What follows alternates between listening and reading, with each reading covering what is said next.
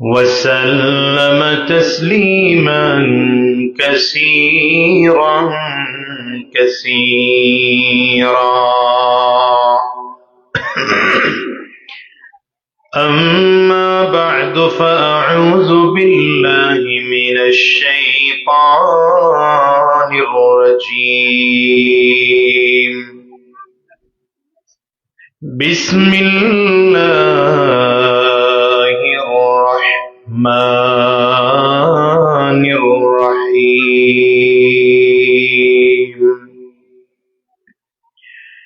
والذين جاهدوا فينا لنهدينهم سبلنا وإن الله لمع المحسنين. وقال تعالى إن الذين آمنوا وعملوا الصالحات لهم والحمد لله رب العالمين.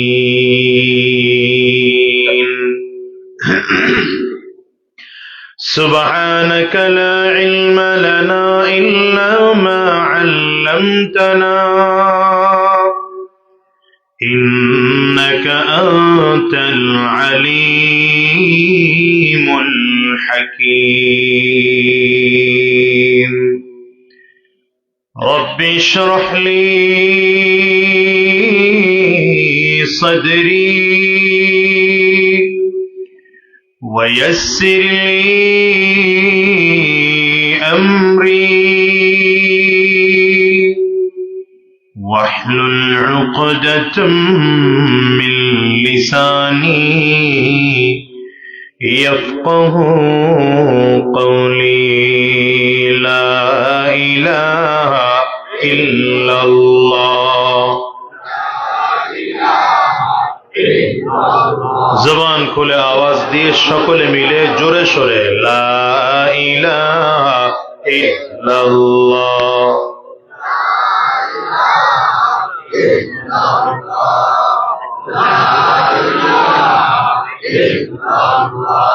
আরো জোরে লা ইলাহা ইল্লাল্লাহ লা ইলাহা ইল্লাল্লাহ।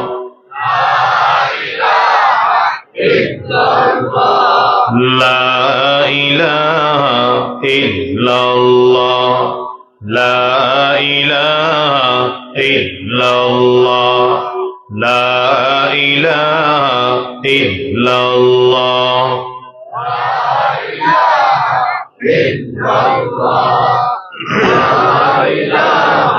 إلا الله لا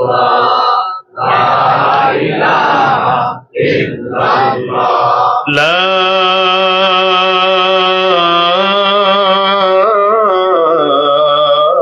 إله إلا الله محمد رسول الله.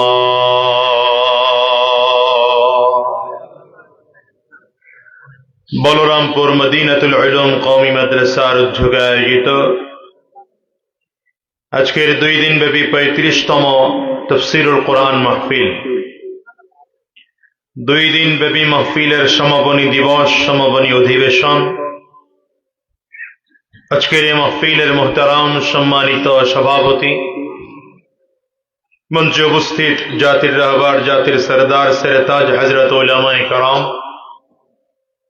সম্মুখপানে সমবেত দিন প্রিয় ইসলাম প্রিয় দিনদার ইমানদার মুমিন মুসলমান মর্দে মুজাহিদ ভাইরা, মুরব্বী বাবাজিরা, যুবক বন্ধুরা, কচি কাঁচা মাসুম বাচ্চারা, পর্দার অন্তরালে অবস্থানরত সম্মানিত শ্রদ্ধেয় মা ও বোনেরা, আল্লাহ পাকের শুকর যে আল্লাহ তাআলা আপনাকে আমাকে অত্যন্ত দয়া করে, মায়া করে, মহব্বত করে ভালোবেসে আজকের এই কোরআনী মজলিসে, জান্নাতি বাগানে, ইমানদারদের মজলিসে, আল্লাহ ওয়ালাদের মজলিসে, বিশেষ করে আল্লাহ পাকের জাকিরিন ও শাকিরিন বান্দাদের মজলিসে যে রব্বে করিম মৌলাই করিম আপনাকে আমাকে আসার বসার তৌফিক দান করেছেন, সে মহান রব্বুল ইজ্জত ওয়াল জালালের দরবারে শুকর আদায় করি আমরা সকলেই জবান খুলে আওয়াজ দিয়ে চিৎকার করে জোরে সোরে বলি আলহামদুলিল্লাহ। আলহামদুলিল্লাহর আওয়াজ আরো বাড়াতে হবে। তৈয়ার আছেন? জোরে বলে না, তৈয়ার আছেন? আমাদের এই কণ্ঠ দান করেছেন কে? ডান হাতের শাহাদাত আঙ্গুলিটা উঁচা করে একটু চিৎকার করে জোরে বলেন। সবাই উঁচা করলেন না তো? সবাই উঁচা করলেন? বলেন, কণ্ঠ দিয়েছেন কে? কণ্ঠ যদি আল্লাহ তাআলা দান করে থাকেন তাহলে কণ্ঠের মালিক কে? আরো জোরে বলেন। কণ্ঠের মালিক যদি আল্লাহ হয়ে থাকেন আর কণ্ঠ যদি আল্লাহ তাআলা দান করে থাকেন তাহলে আপনার আমার কণ্ঠের সর্বোচ্চ আওয়াজ পাওনাদার কে? আবার আঙ্গুল উঁচা করে বলেন, সকলে জবান খুলে আওয়াজ করে বলেন। এবার সকলে জবান খুলে, প্রাণ খুলে, মন খুলে, দিল উজাড় করে অন্তরস্থল থেকে একবার আওয়াজ করে বলুন আলহামদুলিল্লাহ। আমরা প্রশংসা করলাম কার? প্রশংসা করতে হবে কার? সব কিছু চাইতে হবে কার কাছে? সন্তান নাই, চাইব কার কাছে? সম্পদ নাই, চাইব কার কাছে? গাড়ি বাড়ি নাই, চাইব কার কাছে? আরেক ভাইরে মারার জন্য পিস্তল নাই, চাইব কার কাছে? এটা আল্লাহর কাছে যাবেন? দুই একজন বললেন যে আল্লাহর কাছে যাবেন, ভুলে হয়ে গেছে। জোশ বেশি হয়েছে, হুশ হারায় ফেলছে। ওই জোশের দাম নাই যেই জোশের হুশ নাই, ঠিক না বেটি? সেই জোশের, ওই যে মুরব্বী আব্বা আপনি রাখেন, বাবা অনেক ব্যস্ত আপনি মোবাইল নিয়ে শুরুর থেকেই খেয়াল করেন। আপনি আমার দিকে তাকান, মনোযোগ দিয়ে কথা শোনেন, এটাতে ফায়দা বেশি হবে, ওটা দরকার নেই। আর যতজন আছেন চেহারা আমার দিকে থাকবে, নজর আমার দিকে, নিচে না।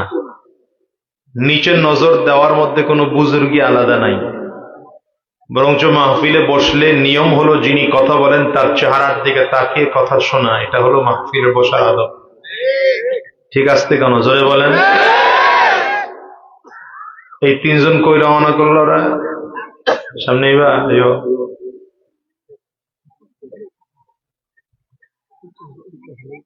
হ্যাঁ, মাশাআল্লাহ, ঠিক আছে।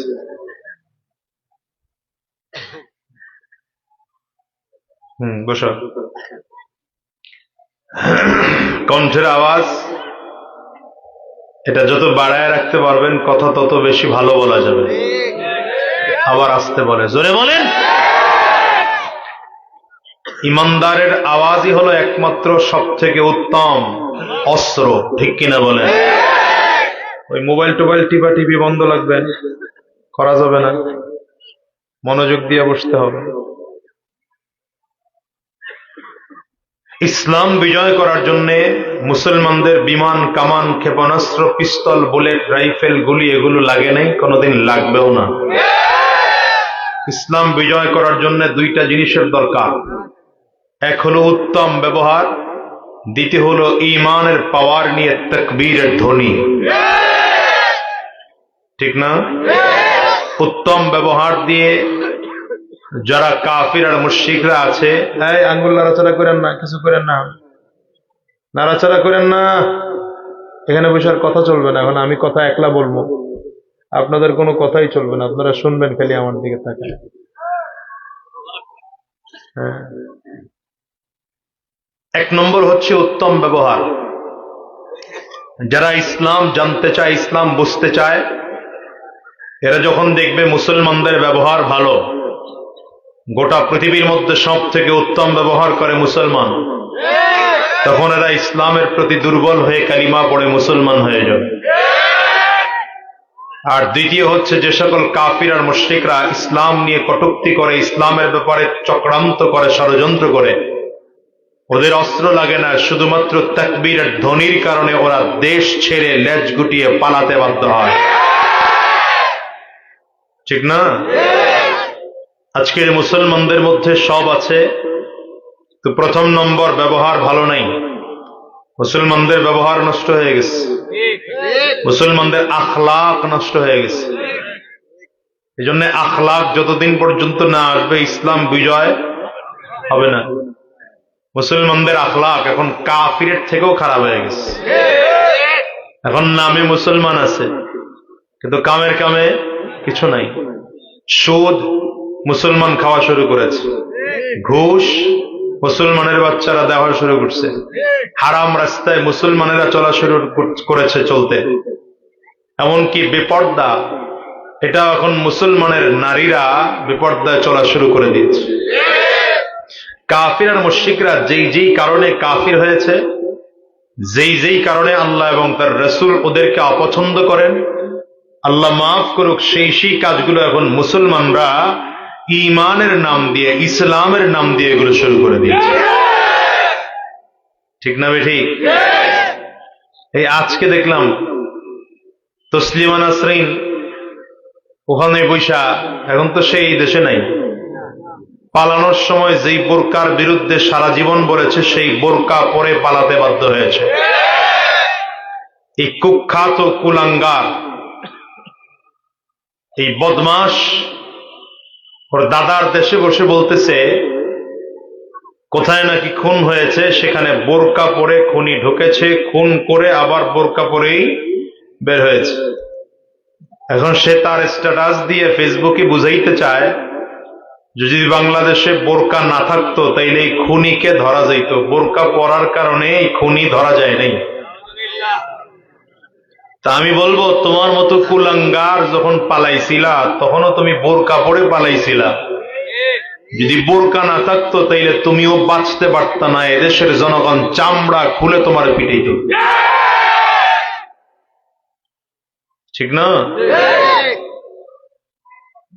বোরকা হলো এটা, মা বোন যারা আছে পর্দার আড়ালে তাদেরকে বলবো, এটা পোশাকের শালীনতা,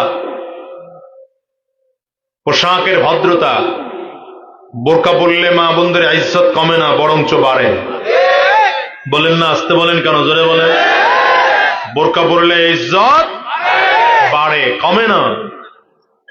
আপনি দেখবেন রাস্তাতে দাঁড়িয়ে যুবকরা বেশিরভাগ ডিস্টার্ব করে যেগুলোর মাথায় বোরকা নাই, শরীরে বোরকা নাই, মাথায় কাপড় নাই। যাদের মাথায় কাপড় আছে, বোরকা আছে, শালীন পোশাক আছে, আমার দেশের যুবকরা তাদেরকে ডিস্টার্ব করে না। ঠিক না ঠিক বলেন? যদি এরপরে বোরকাওয়ালাকেও বা বোরকাওয়ালিকেও কোনো যুবক ডিস্টার্ব করে, ওদের জন্য ইসলামের বিধান আছে, ডাইরেক্ট 5 নম্বর লাগাও। এটা আসতে বললেন কেন? জোরে বলবেন না?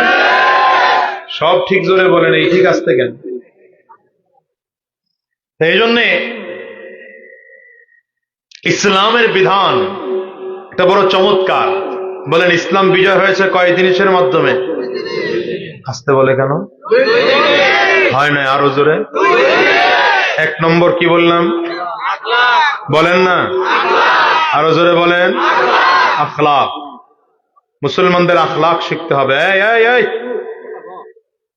ভিতরে ঢুকে পো। কি কাম করতে আইছো তুমি? কারে ডাকতে আইছো? টাকা নিতে আইছো? বয় না না, তুমি কই যাও? আমার বইলা যাও। পান আনতে যাইবা? আচ্ছা বসো, উনি পান না খাইলে অসুবিধা নেই, পরে পান খায়েন বাবা, হবে না ইনশাল্লাহ। বসো, তুমি বসো, বসো না, এনি বসো, ঠিক যাওয়া লাগবে না।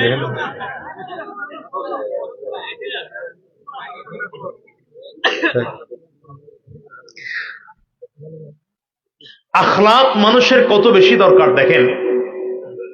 রাসূলুল্লাহ সাল্লাল্লাহু আলাইহি ওয়াসাল্লাম নবুয়ত প্রাপ্তির 10 বছর পরে নামাজ ফরজ হয়েছে। কত বছর পর? আচ্ছা, স্বাভাবিকভাবে একটা প্রশ্ন জাগে না যে নবীজি নবুয়ত প্রাপ্তির 10 বছর পরে নামাজ ফরজ হলো, এবং ফরজ ইবাদতের একমাত্র প্রথম ইবাদত হচ্ছে নামাজ। রোজা হিজরতের পরে, যাকাত হিজরতের পরে, কথা কয় না? পর্দা ফরজ হয়েছে হিজরতের পরে, এই যত বিধান সব হিজরতের পরে। কিন্তু 10ম হিজরিতে আল্লাহ তাআলা নবীকে মেরাজে নিয়ে নামাজ দিলেন কেন? এবং 10 বছর পরে একমাত্র ফরজ ইবাদত নামাজ। তাহলে এই 10 বছর নবীজি নবুয়ত প্রাপ্ত হয়ে সাহাবায়ে কেরামদেরকে কি শিখাইলেন? এটা বোঝার ব্যাপার। এটাই বুঝার ব্যাপার।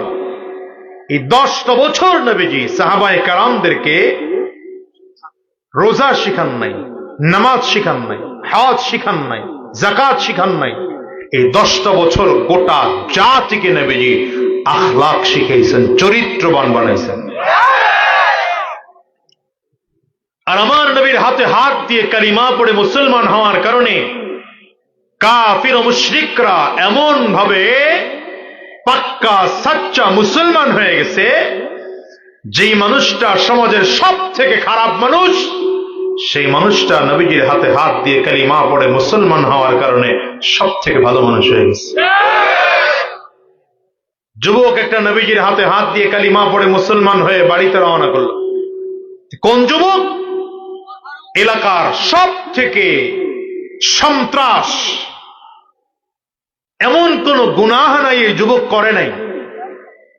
ধর্ষণ করেছে, খুন করেছে, হারাম কাজে লিপ্ত ছিল, কিন্তু নবীজির কাছে এসে কালিমা পড়ে মুসলমান হয়ে বাড়িতে রওনা করছে।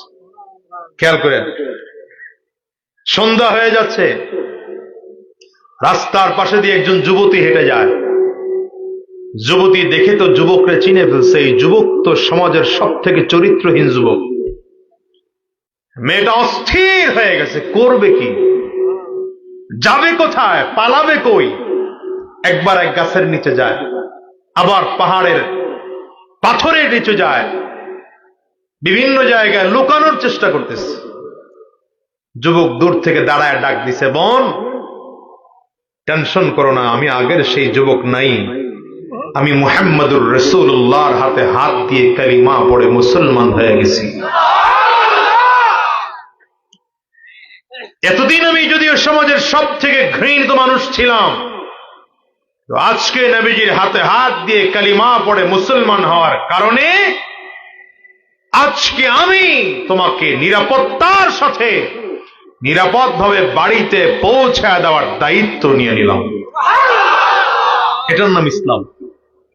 সাহাবায়ে কেরাম এই আখলাক শিখেছেন নবীজির কাছ থেকে।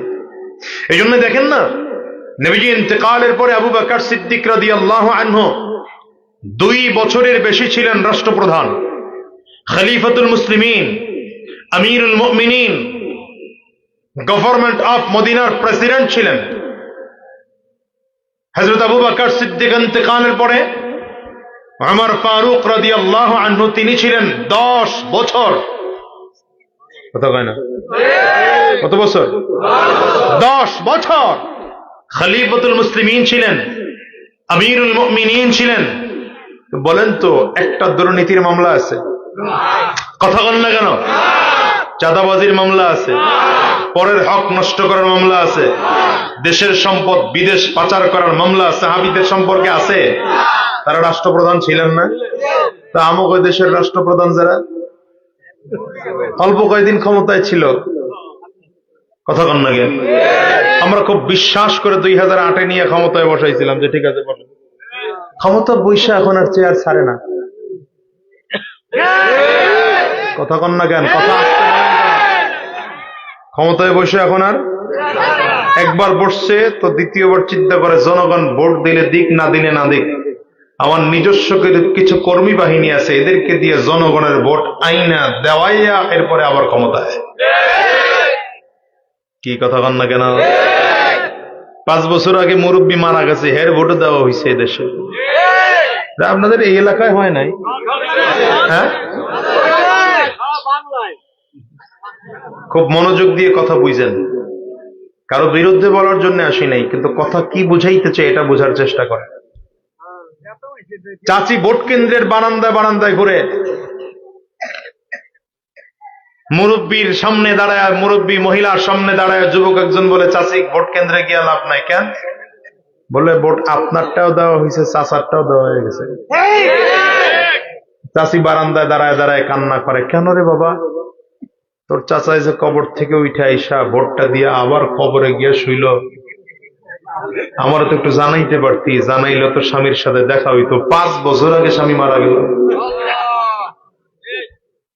কয় বছর আগে মারা গেছে? এটা চলছে না চলে নাই?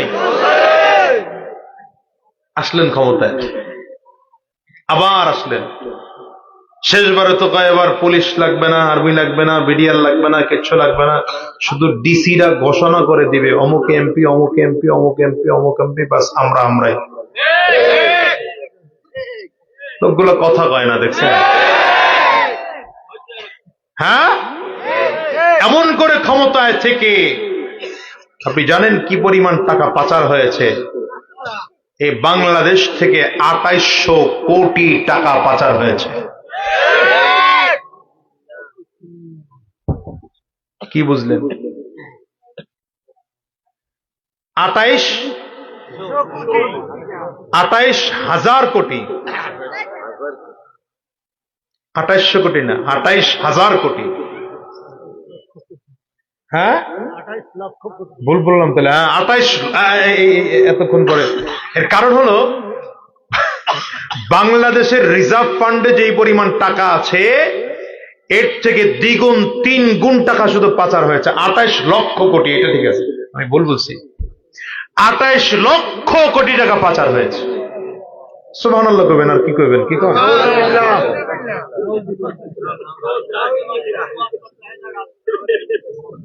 হ্যাঁ, আল্লাহ বলুক না, তাতে কি আছে, বলুক না। এই মুসলমান, আমার নবীর সাহাবায়ে কেরাম রাষ্ট্র চালাইছেন না চালান নাই?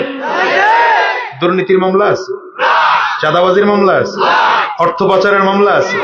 আচ্ছা আপনি বলেন, এদেশের এমপি আর মন্ত্রীরা বিগত দিনে লক্ষ কোটি টাকার মালিক হয়েছে, লাভ হয়েছে কি বলেন তো? লাভ হয়েছে কি? আমি নাম বলবো না। এই এমপিদের মধ্যে একজন খুব ভদ্র এমপি, আপনারা বলছেন, আমি বলিনি, তিনি নাকি খুব সৎ। তো তিনি আগের নির্বাচনে হলফনামায় স্বীকার করেছেন ৯ কোটি টাকার মালিক। পরের বছরে, মানে পরের টার্মে যখন নির্বাচনী হলফনামায় সে স্বীকার করেছে ৫১০ কোটি টাকার মালিক। তার মানে ৫ বছর তার কত সম্পদ বাড়ছে? আরে লোকগুলা হিসাবে বোঝেন, কত টাকা বাড়ছে? ৫০১ কোটি টাকা বাড়ছে। এটা হলো সে দেখাইছে, ভেতরে কত আল্লাহ জানেন আর তিনি জানেন। এটা হলো কার কথা বললাম? যিনি আপনাদের বলার মতো সব থেকে ভালো এমপি, মানে তাগর মধ্যে একজন খেলোয়াড় আসিল আর কি। কে বলছিল? আমার দরকার নাই নামটা বলা। মুসলমান, এই একজন মানুষ চলার জন্য কত কোটি টাকা লাগে বলেন আপনি? হ্যাঁ মিয়া, দুনিয়াতে মানে আরামায়েশ জিন্দেগি করার জন্য কত লাখ টাকা লাগবে আপনার? বলেন না, কত কোটি টাকা লাগে আপনার? নিজের অ্যাকাউন্টে রাখছেন, শেষ হয় নাই। এরপরে বউয়ের অ্যাকাউন্ট, তারপরে মন ভরে নাই। শালীর অ্যাকাউন্ট, তারপরে মন ভরে নাই। ছোট ভাইয়ের বউয়ের অ্যাকাউন্টে রাখছে, এরপরে মন ভরে নাই। বিদেশ পাচার করছে। কি কথা কন না কেন? আপনাদের কাছে কি মনে হয় এই বিশাল টাকাওয়ালার কাছে আজরাইল তো জীবনেও আসবে না? আসলেও জান কবজ করবে টরবে না? কি কয় করবে? আসলে কারণ ৫০০ কোটি টাকা থেকে ২-১০০ কোটি টাকা আজরাইল রে দিয়ে দিলেই তো জায়গা। হ্যাঁ, আজরাইল ঘুষ খায়, সুদ খায়, হারাম রাস্তায় চলে, তাহলে আজরাইল আলাইহিস সালাতু ওয়াস সালাম জান কবজ করবেন না করবেন না? জান কবজ করলে লোকটা তো মরে গেল। হাজার হাজার কোটি টাকার মালিক, শত শত কোটি টাকার মালিক, গাড়ি আর বাড়ির অভাব নেই, টাকা পয়সার অভাব নাই। কবরের মাপ কয় হাত? ১২-১৪ হাত। আসতে কয় তো? কয় হাত? কাপড়ের কাপড় কয় টুকরা? লাভ হইল। মহিলা হইলে একটু বাড়ে আর এই তো। পুরুষ হইলে ৩টা, মহিলা হইলে এই তো। শেষ পর্যন্ত পাবো ৩.৫ হাত মাটি, পাবো ৩ টুকরা কাপড়। এটার জন্য দুনিয়ার খালি চাই, খালি চাই, খালি চাই। আল্লাহ বলেন আল্লাহকুমুত তাকাসুর হাত্তা যুরতুমুল মাকাবির। এই ছেলে, সিরিয়াস বেশি, জায়গা না পাওয়া হয়ে যাবে। আচ্ছা তাহলে যাও। আল্লাহকুমুত তাকাসুর পড়েন, আল্লাহকুমুত তাকাসুর হাত্তা যুরতুমুল মাকাবির। আল্লাহ বলেন মানুষের শুধু আরো চাই, আরো চাই, আরো চাই, আরো চাই, আরো চাই, এত এত চাই, শুধু চাই চাই। আল্লাহ বলেন কতদিন চাইলা? কবরে যাওয়ার আগ পর্যন্ত মানুষের চাহিদা মোটে মিটে না। হিসাব মিলায় দেখেন তো, কবরে যাওয়ার পরে কাফনের কাপড় মাত্র 3 টুকরা, কবরের মাপ যার যার হাতের 3.5 হাত। এই ছোট্ট জায়গার জন্য দুনিয়া এত কিছু টাকা পয়সা কামাইলা, কবরে নিয়ে যাওয়ার মতো কোনো সুযোগ হয় না।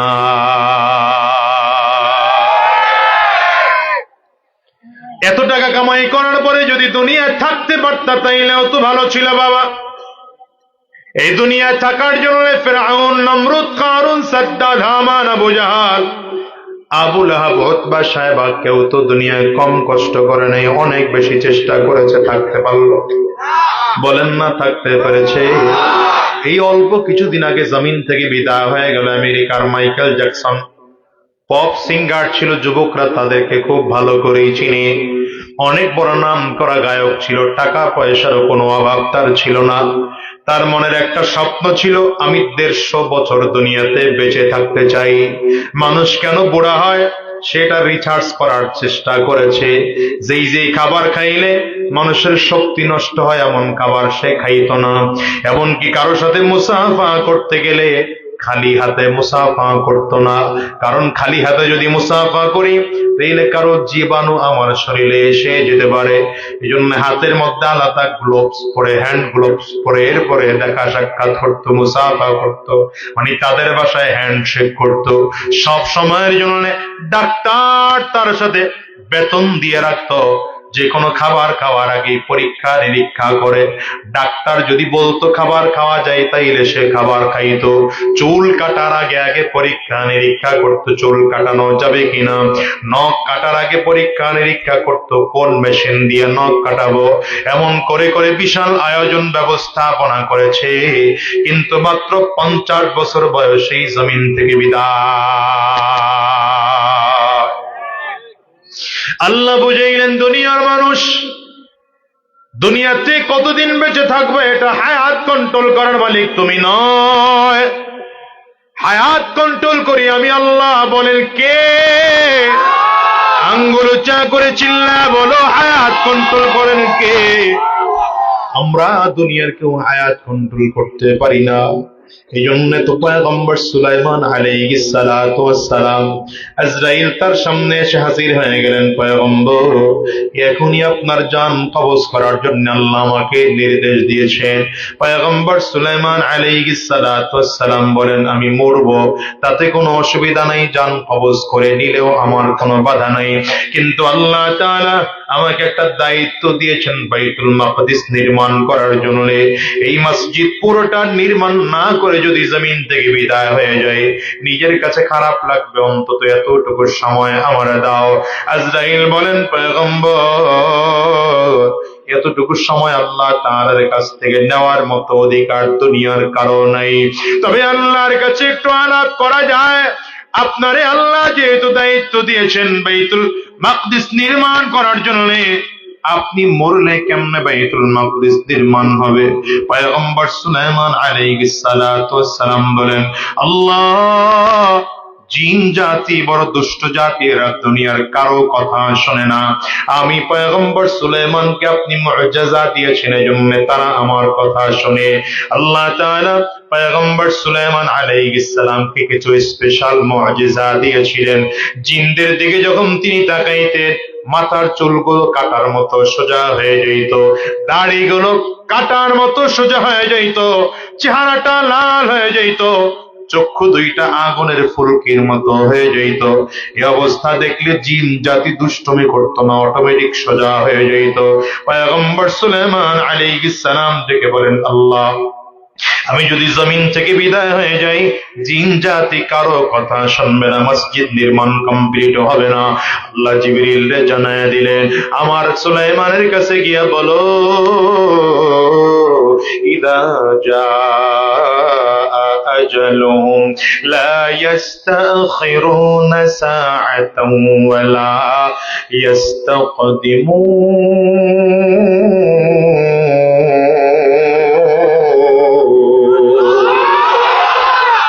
কোরআনে আল্লাহ তাআলা তাই বলেছেন, দুনিয়ার মানুষ শোনো, যার মৃত্যুর সময় যখন নির্ধারণ করা হয়েছে তার হায়াত তখনই শেষ হয়ে যাবে, আজরাইল তখনই হাজির হয়ে যাবে। এক মুহূর্ত আগেও জান কবজ করা হবে না, এক মুহূর্ত পরেও জান কবজ করা হবে না।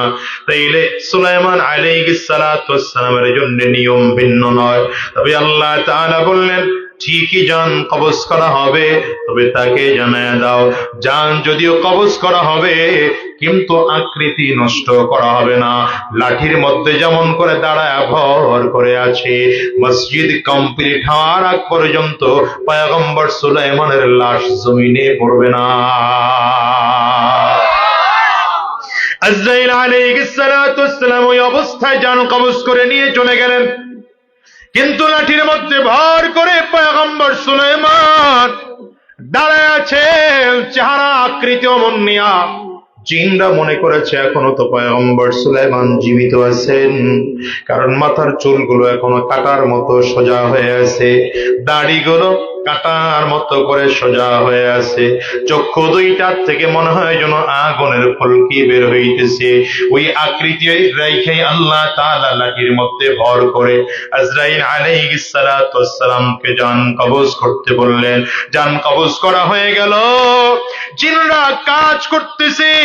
কাজ যখন কমপ্লিট হয়ে গেল, কমপ্লিট হওয়ার পরে জিনদের মধ্যে একজন বড় জিন যে ছিল, ওই সকল মিস্ত্রিদের মূল মিস্ত্রি সামনে এসে দাঁড়ায়া ডেকে বললেন, পয়গম্বর দেখেন তো কাজটা কেমন হলো। জিন এসে যখন সামনে দাঁড়াইলো, বাতাসের কারণে পয়গম্বর সুলাইমান আলাইহিস সালাম জমিনে পড়ে গেলেন। কেমন ব্যাপারটা হলো? তার মানে লাঠিতে ভর করেছিল, আল্লাহ তাআলা একটা ওলি পোকাকে বলে দিয়েছেন, তুই লাঠির মাথাটা খাইতে থাকবি, তবে সাবধান, খাবি তো মেয়াদ করে করে খাবি, একসাথে খেয়ে ফেলবি না। আমি আল্লাহ যেই কয়দিন মেয়াদ দিলাম ওই কয়দিন পরে যেন লাঠিটা খাওয়া কমপ্লিট হয়ে যায়। লাঠি দিয়া পোকাটা লাঠির গোড়া খাওয়া শেষ হয়ে গেল, জিন এসে দাঁড়ায় গেল, পয়গম্বর সুলাইমান আলাইহিস সালামের দেহটা জমিনের মধ্যে পড়ে গেল। জিনদের মধ্যে যারা ডাক্তার ছিল, পরীক্ষা নিরীক্ষা করে দেখেছে পয়গম্বর সুলাইমান আরো 6 মাস আগে জমিন থেকে বিদায়। मौत जिस दिन आ गई दुनिया की दौलत क्या हुई, दुनिया की दौलत क्या हुई, रूह तन से उड़ गई मुर्दा की हालत क्या हुई, मुर्दा की हालत क्या हुई। बोलें ना, मौत जिस दिन आ गई दुनिया की दौलत क्या हुई, दुनिया की दौलत क्या हुई, रूह तन से उड़ गई मुर्दा की हालत क्या हुई, मुर्दा की हालत क्या हुई। कैसे कैसे बादशाह रानिया शाह जादिया, उम्दा उम्दा बाला खाना ज़ीब ज़ीनत क्या हुई, जीब जीनत क्या हुई मौत जिस दिन आ गई दुनिया की दौलत क्या हुई दुनिया की दौलत क्या हुई रूह तन से उड़ गई मुर्दा की हालत क्या हुई मुर्दा की हालत क्या हुई এ বাবা জমিন থেকে বিদায় নেওয়ার সাথে সাথে তোমার পরিচয় এখন তুমি লাশ এখন তোমাকে কেউ আব্দুর রহমান বলে ডাকে না আব্দুল্লাহ বলে ডাকে না আব্দুল গফফার বলে ডাকে না আব্দুস সত্তার বলে ডাকে না বলে আব্দুল গফফারের লাশটা জমিনে পড়ে আছে আব্দুল গফফারের লাশটা জমিনে পড়ে আছে আব্দুল কাহ্হারের লাশটা জমিনে পড়ে আছে আব্দুল্লাহর লাশটা জমিনে পড়ে আছে তার মানে বোঝা যায় জমিন থেকে বিদায় রূহ যতদিন জমিনের মধ্যে আছে ততদিন তোমার সম্মান আছে শক্তি আছে যেদিন রূহটা থাকবে না সম্মানও সেদিন থাকবে না শক্তিও সেদিন তোমার থাকবে না এই দুনিয়ার জন্য কত পাগল বাবা এই দুনিয়ার জন্য পাগল হয়ে গেল বলো তো এই দুনিয়ার ফিরআউন থাকতে পারে নাই নমরুদ থাকতে পারে নাই কারুন থাকতে পারে নাই সাদ্দাত থাকতে পারে নাই হামান থাকতে পারে নাই আবু জাহাল আবু লাহাব এরাও জমিন থেকে বিদায় হয়ে গেল ওদিকে তাকাও আদম আলা নবিয়িনা আলাইহিস সালাতু ওয়াস সালাম পয়গম্বর ইব্রাহিম আলাইহিস সালাতু ওয়াস সালাম পয়গম্বর ইসহাক আলাইহিস সালাতু ওয়াস সালাম পয়গম্বর ইয়াকুব আলাইহিস সালাম पैगंबर यूसुफ अलैहिस्सलाम पैगंबर मूसा अलैहिस्सलाम पैगंबर नूह अलैहिस्सलाम पैगंबर ईसा अलैहिस्सलाम आखिरी ज़मानार पैगंबर जनाब मुहम्मदुर रसूलुल्लाह সাল্লাল্লাহু আলাইহি ওয়াসাল্লাম এই ভালো মানুষ বলো আর খারাপ মানুষ বলো এরা কেউ জমিনে আছে আর সব জমিন থেকে বিদায় কেউ থাকতে পারে না এই দুনিয়ায় কি কথা কোন এই দুনিয়াটা থাকার জায়গা না এই দুনিয়ারে যত আপন মনে করো দুনিয়াটা আপন না আপন ঘর ওই কবর ঠিক কিনা চিল্লায় জোরে বলো এই যে নয় তোরা আসল বাড়ি কবর যে তোরা আসল ঠিকানা বলে এই যে নয় তোরা আসল বাড়ি কবর যে তো হয় না আওয়াজ আরো জোরে এই যে নয় তোরা আসল বাড়ি কবর যে তোরা আসল ঠিকানা ও তো এই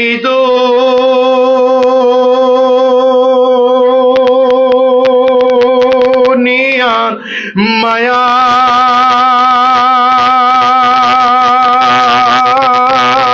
পড়ে করছ কত বাহানা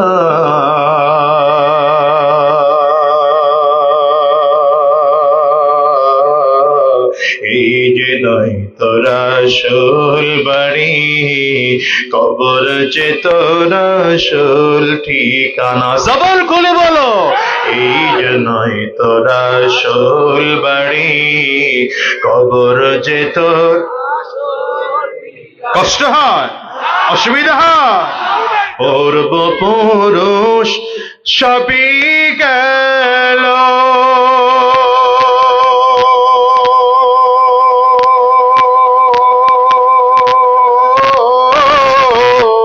একে একে সব হারালো বাবা গেল দাদা গেল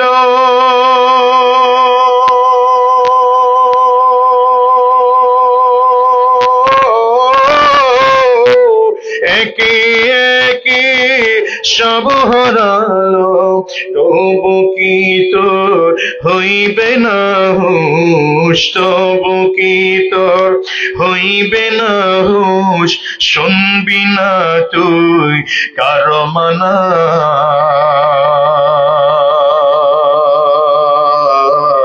এই যে নয় তোর আসল বাড়ি, কবর যে তোর আসল ঠিকানা। বলো, এই যে নয় তোর আসল বাড়ি, কবর যে তোর আসল ঠিকানা। ঠিক কিনা আজ করে বলো? এই দুনিয়া আসল বাড়ি নয়, আসল বাড়ি ওই কবর। ঠিক কিনা আজ করে বলো? এই দুনিয়ায় গাড়ি করো, বাড়ি করো, টাকা করো, পয়সা করো, ধন সম্পদ ইজ্জত যত কিছুই করো, মাত্র 3টা টুকরা কাপড় পরে, মাত্র 3টা টুকরা কাপড় পরিধান করে 3.5 হাত কবরে যাওয়া সবার লাগবে, কেউ বাঁচতে পারবো না। চিল্লায় বলো ঠিক কিনা? ধনীর জন্যও 3 টুকরা কাপড়, গরিবের জন্যও 3 টুকরা কাপড়, টাকাওয়ালার জন্যও 3 টুকরা কাপড়, একদম ভিক্ষুক যারা তাদের জন্য 3 টুকরা কাপড়, ক্ষমতাওয়ালা যারা তাদের জন্য 3 টুকরা কাপড় বাবা। আবার যাদের মোটেও ক্ষমতা নাই তাদের জন্য 3 টুকরা কাপড়। এই জন্য সাবধান, দুনিয়ার পেছনে দৌড়াইয়া লাভ নাই। পাগল যদি হইতে হয়, দুনিয়ার পাগল হইও না, টাকার পাগল হইও না, সম্পদের পাগল হইও না, ক্ষমতার পাগল হইও না। পাগল যদি হইতে হয়, আল্লাহর মুহাব্বত কলিজার মধ্যে ঢুকা দাও। দুনিয়াতেও বাদশাহ, মরণের পরেও বাদশাহ। চিল্লা কও ঠিক কিনা? এই জন্যই মোর কলিজার মধ্যে মুহাব্বত ঢুকাবো কার? আরো জোরে মালিকের নামটা ডাক দিয়ে বলো কার? আরো জোরে, আরো জোরে, আরো জোরে বলো, আরো জোরে চিল্লা বলো কার? মালিকের মোহাব্বত কলিজার মধ্যে ঢুকাইয়া জমিন থেকে বিদায় হও। জোরে জোরে জোরে কও ঠিক কিনা? বাড়ি করো, গাড়ি করো, টাকা করো, পয়সা করো, ধন সম্পদ চাই কিছু করো, শুধু সব সময় কলিজা আমার মালিকের ভয় রাখো, মালিকের মোহাব্বত কলিজায় ঢুকায় রাখো। এই জন্য দেখো না, দুনিয়া এমন কিছু মানুষ আছে দুনিয়ার যত কাজ করে সব সময় আমার মালিকের নাম জবানের মধ্যে রাখে, মালিকের নামটা ভোলে না। আছে না নাই? জোরে বলে। ওই রিক্সাওয়ালা ভাইয়ের দিকে তাকাও, রিক্সাওয়ালা ভাই পা দিয়া রিক্সার পেডেল নাড়ায়, কিন্তু জবানে আমার মালিকের নামের জিকির চালু রাখে। ওই যে তাকায় দেখো ভ্যান গাড়িওয়ালা, সেই মানুষটাও যদিও ভ্যান গাড়ি চালায়, জবানে আমার মালিকের নামের জিকির চালু রাখে। জমিনে এমন সিএনজি ওয়ালা আছে যারা পা দিয়া হাত দিয়ে বিভিন্ন কাজ করে, কিন্তু জবানে আমার মালিকের নামের জিকির চালু রাখে। এই জন্য আমি আমার ভাইদেরকে বলবো, যারা ব্যবসা করো, ব্যবসায়ী ভাই, হাত দিয়ে হাতের কাজ করতে থাকবা, পা দিয়ে পায়ের কাজ করতে থাকবা, জবানে আমার মালিকের নামের জিকির চালু রাখো। বিশেষ করে আমার পর্দার আড়ালের মা বোনদেরকে বলবো, মাগো রান্না যখন করতে যাইবা, দুনিয়ার সংসারের কাজ যখন করবা, জবানে আমার মালিকের নামের জিকির হইল না। আমার দেশের মা বোনরা খানা রান্না করার সময় কোনোদিন ওযু সহকারে খানা রান্না করে নাই। আজকের এই মাইকের আওয়াজ যে মা আর কানের বোনের কানে চলে যায়, আমি ওই মাদেরকে বলবো, আমার ওই বোনকে বলবো, মাগো আগামীকাল থেকে যখন খানা রান্না করবা, তুমি আগে ওযু করে পবিত্র হয়ে নিবা, এরপরে একটা পবিত্র কাপড় পরিধান করে তরকারি যখন বটির মধ্যে নিয়ে কুটতেছো, জবানে আমার মালিকের নামের জিকির চালু রাখো। তরকারিগুলা আস্তে আস্তে করে কড়াইয়ের মধ্যে দিয়ে চামচ দিয়ে নাড়তেছো, জবানে আমার মালিকের নামের জিকির চালু রাখো। শুধু তাই নয় মা, খানাগুলো যখন স্বামীকে বেড়ে বেড়ে দিতেছো, খানাগুলো তুমি আস্তে আস্তে সন্তানকে দাও, খানা খাওয়াও, মালিকের নাম জবানে জিকির চালু রাখো। এমন করে করে যদি তুমি খানা পাকাইতে পারো 24টা ঘন্টা, তোমার জবানে যদি আমার মালিকের নামের জিকির চালু থাকে, আমি তোমাদেরকে বলে যাই, তোমার খানা খাইয়ে তোমার স্বামী, তোমার সন্তান যুগের ওলি হওয়ার সম্ভাবনা আছে। জোরে কও ঠিক কিনা? হাতে হাতের কাজ করতে থাকুক, পায়ে পায়ের কাজ করতে থাকুক, জবানে আমার মালিকের নামের জিকির চালু রাখো। ঠিক না? ঠিক না? ঠিক না? হাতে করবে হাতের কাম, বলো হাত হাতে করবে হাতের কাম, পায়ে করবে পায়ের কাম, হাতে করবে হাতের কাম, পায়ে করবে পায়ের কাম। জবান তুমি চালু রাখো, জবান তুমি চালু রাখো, আমার মালিক আল্লাহর নাম লা ইলাহা ইল্লাল্লাহ, লা ইলাহা ইল্লাল্লাহ, লা ইলাহা ইল্লাল্লাহ, লা ইলাহা ইল্লাল্লাহ, জোরে লা ইলাহা ইল্লাল্লাহ, লা ইলাহা ইল্লাল্লাহ, লা ইলাহা ইল্লাল্লাহ। তোমার আমার নবী সরওয়ারে দু আলম জনাবে মুহাম্মদুর রাসূলুল্লাহ সাল্লাল্লাহু আলাইহি ওয়াসাল্লাম হযরত আলী রাদিয়াল্লাহু আনহুকে ডেকে বলেন, এই আলী, মনন তোমার কাছে কতটুকু দূরের মনে হয় বলো। হযরত আলী রাদিয়াল্লাহু আনহু বলেন, পয়গম্বর, এক ওয়াক্তের নামাজ শেষ করলাম, আর এক ওয়াক্তের নামাজ পড়ব, মাঝখানে যে সময়টুকু আছে আমার কাছে মনে হয় এই সময়টুকু বুঝি আমার হায়াত আছে। এই মিয়া, দুই ওয়াক্ত নামাজের মাঝখানে খুব কম সময় কোনটা? আসর থেকে মাগরিব পর্যন্ত। শীতের দিনে এখন সময় অনেক কম, এই আসর থেকে মাগরিব পর্যন্ত যদি ধরা হয় অল্প সময়, 1 ঘন্টা, সোয়া ঘন্টা সময়। হযরত আলী রাদিয়াল্লাহু আনহু বলেন, আমার কাছে মনে হয় এক ওয়াক্ত নামাজ শেষ করেছি, আর এক ওয়াক্তের নামাজ পড়তে পারবো কিনা গ্যারান্টি নাই। পয়গম্বর আরবি ধমক দিয়ে বলেন, আলী রে, এত লম্বা হায়াত কেমন করে তুমি নিজেকে নিজে সাহস করতে পারো? আমি নবীর কাছে তো মনে হয় ডান দিকে সালাম ফিরাইলাম, বাম দিকে ফিরাইতে পারবো কিনা সেই গ্যারান্টি আমি নবীর না। এই জন্য রে ভাই, দুনিয়ার টাকা আছে মানুষটা, সে বুদ্ধিমান নয়। যে টাকার পেছনে দৌড়ায় সে বুদ্ধিমান না, যে ক্ষমতার পেছনে দৌড়ায় সে বুদ্ধিমান না, যে দুনিয়ার পেছনে দৌড়ায় সে বুদ্ধিমান না, এমপি মন্ত্রী হওয়ার জন্য দৌড়ায় সে বুদ্ধিমান না। পয়গম্বর বলেন, বুদ্ধিমানকে জানো, বুদ্ধিমানকে জানো। নবীজি বলেন, আল কাইস মান দানা নাফসাহু ওয়া আমিলা লিমা বাদাল মাউত। বুদ্ধিমানকে জানো। নবী বলেন, বুদ্ধিমান হলো যেই মানুষটা, 1 নম্বর যেই মানুষটা নিজেকে নিজে চিনে। 2 নম্বর কাজ, মৃত্যুর আগে মরণের পরের জিন্দেগির জন্য ভালো আমল করে। মরণের আগে মরণের পরের জিন্দেগির জন্য ভালো আমল করে। ওই মানুষটা বুদ্ধিমান। যে দুনিয়ার পেছনে দৌড়ায় ও বুদ্ধিমান না, 5 তলা বাড়ি করলো সাবধান, ও বুদ্ধিমান নয়। দুনিয়ার ক্ষমতা পাইল সে বুদ্ধিমান নয়। কিনা জোরে বলে, বুদ্ধিমান কে বলো? বুদ্ধিমান কে? যে দুনিয়াতে থাকা অবস্থায় নিজের নিজে চিনে। 2 নম্বর কাজ, দুনিয়ায় থাকা অবস্থায় মরণের পরের জিন্দেগির জন্য ভালো আমল করে।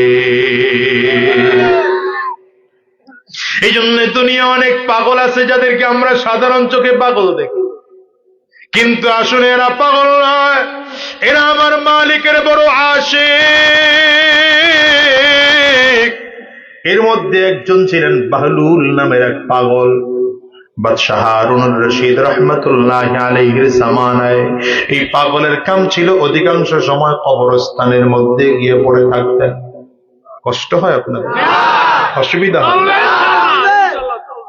বাদশাহ হারুনুর রশিদ রাহমাতুল্লাহি আলাইহির জামানায় বাহলুল নামের পাগল অধিকাংশ সময় কবরস্থানের মধ্যে গিয়ে পড়ে থাকতেন।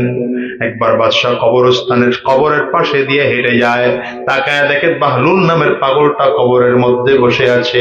ডেকে বলে, এই বেটা বাহলুল, সারাটা জীবন কি তুই এমন পাগল থাকবি? জীবনে কোনোদিন তোর মাথা কি ঠিক হবে না? কবরের ভেতর থেকে বাহলুল পাল্টা করে ডাক দেয়, এই হারুন, তুমি তুমি কি সারা জীবনই পাগল থাকবা? হুঁশ কি ফিরে আসবে না তোমার? বাদশা থমকে দাঁড়ায় গেছে, কবরের পাশে এসে দাঁড়ায় বলে, বেটা কেন আমারে পাগল বললি? আমি পাগল নাকি বেটা? তুই তো পাগল, এই জন্যই তুই কবরের মধ্যে থাকো, দেখোস না আমি রাজপ্রাসাদে থাকি। বাদশাহ হারুন রশিদের দিকে তাকায় বাহলুল পাগলটায় ডাক দেয়, বাদশাহ আপনি যে রাজপ্রাসাদে থাকেন এই বাড়িটা আপনি বানাইছেন? বলে না, আমি বানাই নাই। কে বানাইছে? বলে আমার দাদা। কই আপনার দাদা? বলে আমার দাদা জমিন থেকে বিদায়। তাইলে আপনার দাদা বাড়ি বানাইলো কিন্তু থাকতে পারে নাই, তাইলে এরপরে বাড়ির মালিক কে হলো? বলে আমার বাবা বাড়ির মালিক হলো। কই আপনার বাবা? বলে আমার বাবাও জমিন থেকে বিদায় হয়ে গেল। বলে বাবা মারা যাওয়ার পরে এখন কে মালিক? বলে আমি মালিক। বাদশাহ আপনি মনে হয় চিরদিন থাকবে। বাহলুলের দিকে তাকিয়ে বাদশাহ হারুনুর রশিদ বলেন, না বাবা আমিও থাকবো না। বলে আপনি চলে গেলে এরপরে মালিক কে হবে? বলে আমার সন্তান মালিক হবে। আপনার সন্তান কি চিরজীবন থাকবে? বলে না না, এরপরে আমার সন্তান জমিন থেকে বিদায় হবে, তখন আমার নাতি এটার মালিক হবে। এরপরে নাতিও একদিন চলে যাবে, এরপরে তার সন্তান এসে মালিক হবে। বলে বাদশাহ আপনার দাদা কই গেল? কবরে। আপনার বাবা কই গেল? বলে কবরে। আপনি কই যাবেন? কবরে। আপনার সন্তান কই যাবে? কবরে। আপনার নাতি কই যাবে? কবরে। বাহলুল ডেকে বলে, বাদশাহ আপনি যে বাড়িটার মধ্যে থাকে ওই বাড়িটা স্থায়ী নয়, আজ আসি আগামীকালকে থাকবো এমন কোন গ্যারান্টি নাই।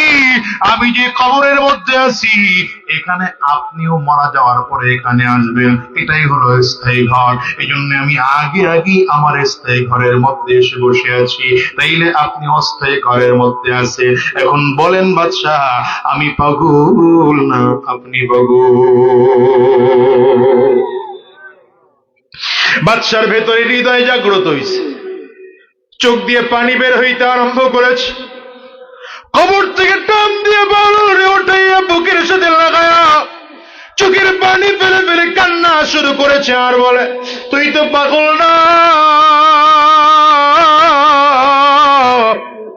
কি দামি কথা বললি বেটা, কি দামি কথা বললি। আগে কবরস্থানে এসে বসে আছো। এই বাহালুর, তোমার এই নসিহতটা আমার খুব পছন্দ হয়েছে। আমারে আরো কিছু নসিহত করো না, আমারে আরো কিছু নসিহত করো না। তো বাহালুর বাদশার সামনে দাঁড়ায় বলে, বাদশাহ আমার কাছ থেকে আপনি কি নসিহত গ্রহণ করবেন? আপনার বাসায় কোরআন আছে, যান কোরআন গিয়ে পড়ে। যার ঘরে কোরআন আছে তার জীবনে আর কোন নসিহত লাগে না, আর জীবনে তার কোন নসিহত লাগবে না। আপনি কোরআন পড়বেন, কোরআনই হলো উত্তম নসিহত। বাদশা মিসকে হাসি দিয়ে বলে, বেটা তুই আমার বিবেক খুলে দিলি, অন্তর্দৃষ্টি খুলে দিলি, তুই এত দামি কথা বলেছ, তুই তো পাগল না। এই বাহলুল আমার কাছে কি চাইবি? যদি কিছু চাও আমি তোরে দেব। বাহলুল ডেকে বলে, বাদশাহ আপনার কাছে যদি আমি চাই দেওয়ার মতো ক্ষমতা আপনি রাখেন না, দিতে পারবেন না। বাদশাহ হারুন রশিদ বলেন, চাইয়া দেখ, দিতে পারি না তাইলে কি পারবো? বলে, বাদশাহ যদি আপনি দিতেই চান তাইলে আমি আপনার কাছে এক নম্বর চাইলাম, পারলে আপনি আমার হায়াত বাড়ায় দেওয়ার ব্যবস্থা করেন। বাদশাহ হারুন রশিদ বলেন, না এটা আমি পারবো না, হায়াতের মালিক আল্লাহ। চিল্লায় বলো কে? হায়াতের মালিক আল্লাহ, এটা আমি পারবো না। তুই এটা বাদ দিয়ে অন্য কি চাইবি তুই চা। এখন বাহলুল ডেকে বলে, বাদশাহ তাইলে দ্বিতীয় নম্বর আপনি আমাকে দেন। আমি জমিন থেকে বিদায় নিয়ে যখন কবরে যাব, কবর বড় ভয়ঙ্কর, কবরের সামনে গুনাহগার যখন কবরের মধ্যে গুনাহগারের লাশ রাখা হবে, ওই কবর বড় ভয়ঙ্কর হয়ে যাবে। কবরের মধ্যে বড় বড় সাপ, বড় বড় পিচ্চু চলে আসবে। কবরের মাটি এত জোরে চাপ মারবে, এক পাজরের হাড্ডি আরেক পাজরে নিয়ে দিয়ে পৌঁছে দিবে। বাদশাহ আপনি যদি পারেন তাইলে আমার কবরটা জান্নাতের বাগান বানায় দেওয়ার ব্যবস্থা করেন। ও বাদশাহ যদি আপনি পারেন তাইলে কবরে যখন মুনকার নাকির এসে আমারে প্রশ্ন করবে, সেই মুনকার নাকিরের প্রশ্নের জবাব দেওয়ার ব্যবস্থা করে দেন।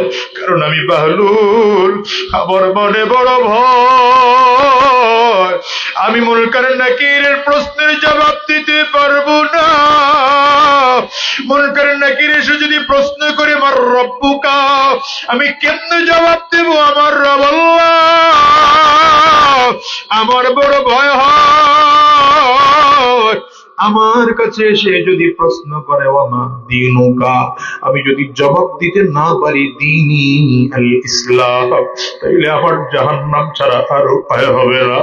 ও বাদশাহ, আর 3 নম্বর প্রশ্ন করবে মুনকার নাকির, ওয়ামান নবিয়ুকা, কে তোমার নবী?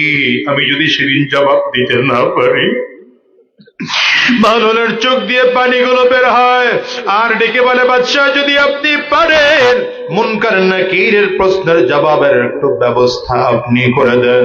বাদশার চোখ দিয়ে আবার পানি বের হওয়া শুরু হয়েছে। এই পাগল, আমি পারবো না দুনিয়ার থেকে কাউরে, আমি দুনিয়ার পারবো না তোর কবরের মুনকার নাকিরের প্রশ্নের জবাবের ব্যবস্থাও করে দিতে পারবো না। এবার বাহলুল ডেকে বলে, বাদশাহ তাইলে আর একটা আপনার কাছে চাইবো, যদি পারেন আমারে দেন। বলি কি চাইবি? কিয়ামতের ময়দানে যখন কঠিন হাসরের ময়দানটা হবে, পুলসিরাতটা জাহান্নামের উপর দিয়ে সেট করা হবে, পুলসিরাতের পুলের উপরে বানর জগল দাঁড়াবে।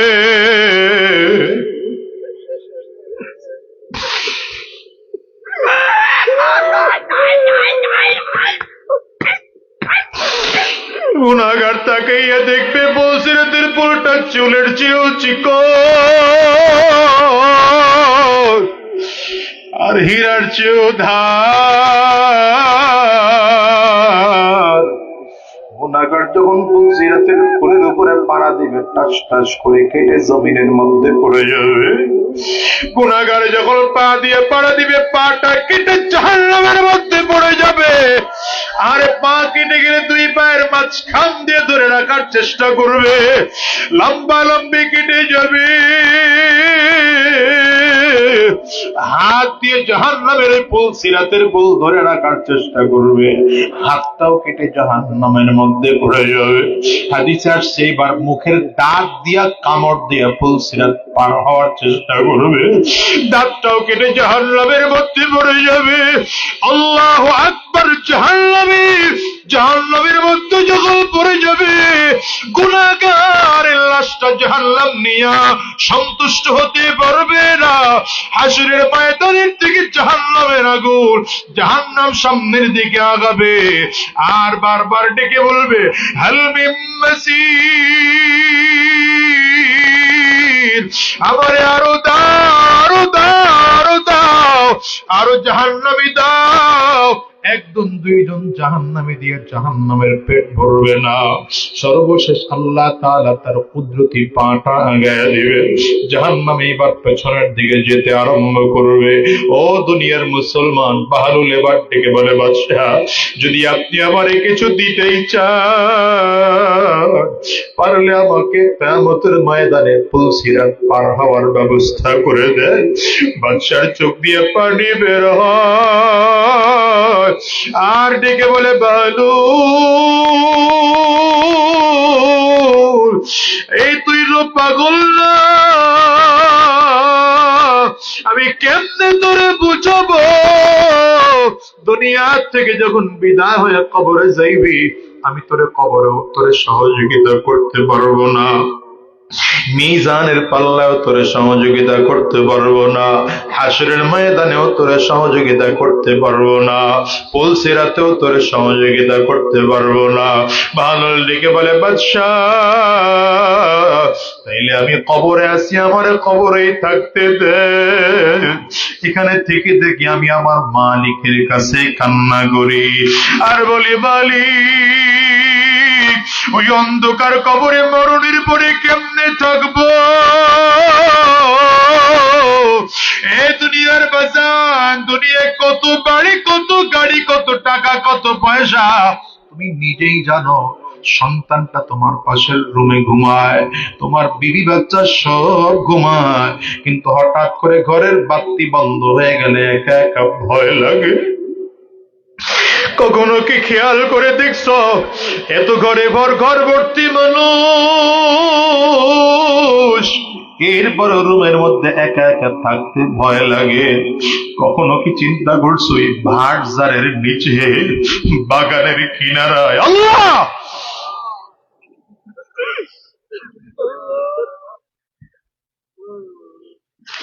বাগানের কিনারায় যেখান থেকে পশু পাখি পর্যন্ত হাঁটে না, মানুষও দিনের বেলায় ভয়ে কবরস্থানে যায় না, ওখানে তোমারে আমার দাফন করে রেখে আসবে। কেউ খবর নিবে না, কেউ খবর নিবে না, কেউ খবর নিবে না। সবাই গিয়া ঘরে বাতি জ্বালাবে, তোমার আমার কবরে কেউ বাতি দিবে না। ও দুনিয়ার মুসলমান, কখনো কি হিসাব মিলাইছো তোমার আমার লাস্টের কেউ পাহারা দেওয়ার জন্য আসবে না? সাবধান,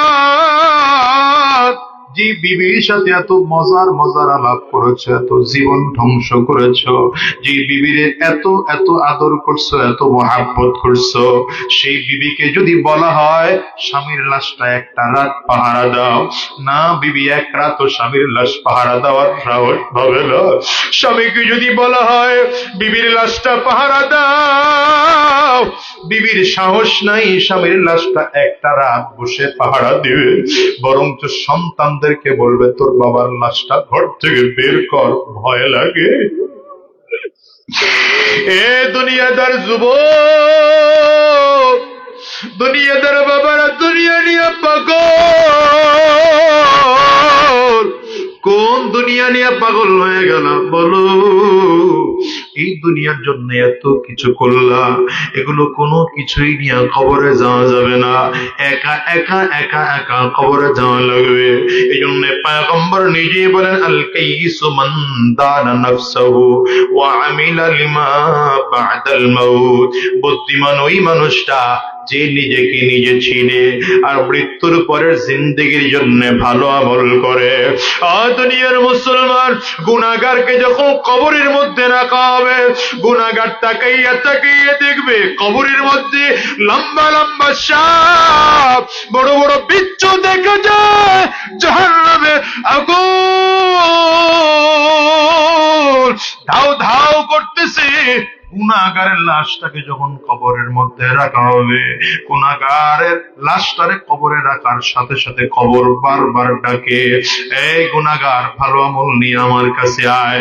যদি ভালো আমল করে আসতে না পারো, আমি কবর কিন্তু মাটির ঘর, আমি একা একির ঘর, আমি অন্ধকার ঘর, আমার কাছে সাথী নাই, বাতি নাই, দুনিয়ার কোনো কিছুই নাই, আমি শুধু চিনি আমল।